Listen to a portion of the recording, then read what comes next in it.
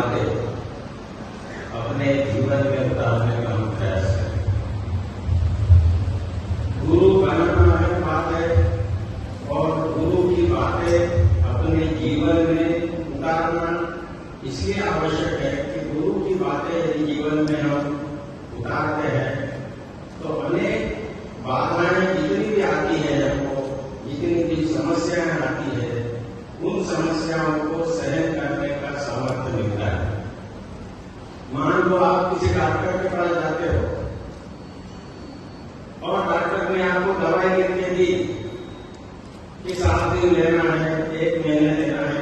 आप केवल बाजार से दवाई लेकर घर पे लाकर रख दोगे और दवाई का सेवन नहीं करोगे तो फायदा होगा। उसी प्रकार हम गुरु बनाते हैं।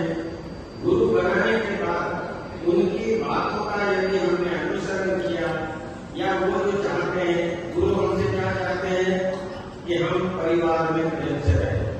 क्या हम प्रेम से रहते हैं? माता पिता बड़ों का आदर करें, क्या हम करते हैं? हमारा काम ईमानदारी से करने का प्रयास करें, क्या हम करते हैं? किसी की निंदा नहीं करें, किसी की निंदा या बुराई सुने नहीं। ये छोटे छोटे काम है, क्या ये हम अपने जीवन में करते हैं? यदि नहीं करते हैं तो आज हम संकल्प में कि हम महाराज की कही हुई बातों को जीवन में उतारने का प्रयास करेंगे और 2 माला को भी रोज जाप करेंगे। यदि ये करेंगे तो इतनी भी तकलीफ आए आपको, आप ये मत सोचिए कि महाराज जी या भगवान हमारे तकलीफें दूर कर देंगे। तकलीफें दूर नहीं करेंगे, उसमें से रास्ता निकालेंगे और सहन करने की ताकत देंगे। तो इसलिए आज हम ये पूरे संकल्प के साथ काम करें। मैं एक प्रवचन पढ़ता हूं महाराज का, उसको ध्यान से समझे, सुने और उनको अपने जीवन में उतारने का प्रयास करें। नाम जप कब तक किया जाए? नाम जप कब तक किया जाए? जब तक अपनी सांस चल रही है या अपनी स्मृति है तब तक नाम स्मरण किया जाए। हम आमरण सांस लेते हैं, वैसे ही नाम स्मरण का है। यदि सही कहा जाए तो जैसे सांस रुकती है और आदमी की मृत्यु होती है, वैसे ही नाम स्मरण के सिवा जीवन मृत्यु सा लगना चाहिए। जीवन के अंतिम क्षण तक अर्थात मैं के अहंकार की मृत्यु तक नाम स्मरण करते ही रहना चाहिए। अंत में मैं मिट जाता है और नाम स्मरण ही बचता है। नाम स्मरण कभी पूर्ण नहीं होता। कहा जाता है कि मुक्ति प्राप्त हुई तो जीवन सफल होता है, किंतु मुक्ति के बाद भी कुछ कर्तव्य बचता है तो वह है नाम स्मरण। आदमी को बेहोशी की दवा जब देते हैं तो वह बेहोश हुआ है या नहीं, यह जानने के लिए उसे गिनती गिनने को कहा जाता है। गिनती करते करते जब वह रुक जाता है तो माना जाता है कि वह बेहोश हुआ।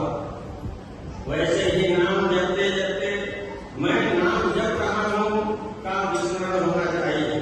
तभी नाम स्मरण में विलीन आदमी का पर्यवसन एकांत में होता है। एकांत का मतलब है नाम जपने वाला जो मैं है उसका भी अंत होना, अर्थात देह बुद्धि की विस्मृति होना, देह बुद्धि से पार होना।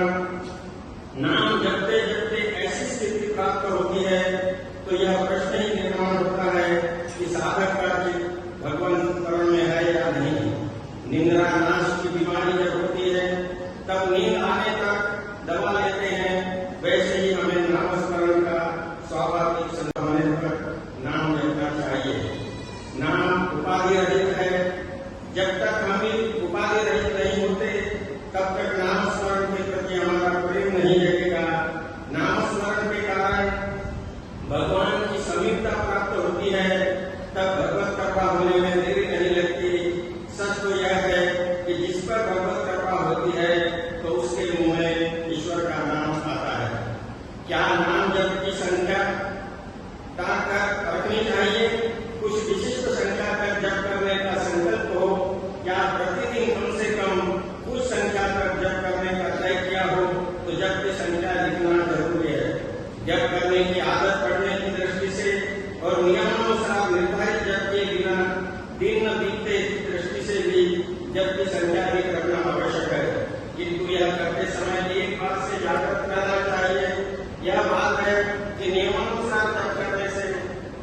जब